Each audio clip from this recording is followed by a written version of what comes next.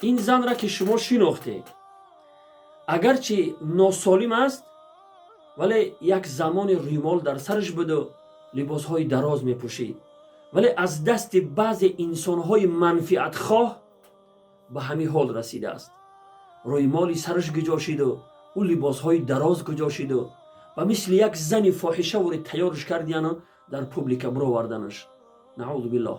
امروز ها متاسفانه انسان های ناسالم در پوبلیک برو آوردن موده شدگی ای، وسیله درآمد بعضی بلاگرها شدگی ای. العیاذ بالله. با این کار ملت تاجیک شما شرمنده میکنه. یکم. دوم این کار شما حرام است.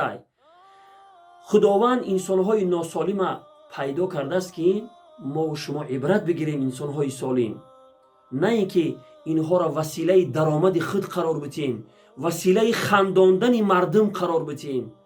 پناه به خداوند از این خیل کارهای حرام.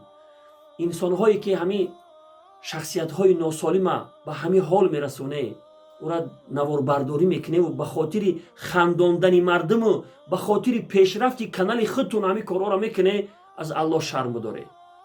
مبادا خداوند شما را همین خیل فرزند ناسالم عطا کنه و شما تا آخر عمر داغ فرزند بکشه.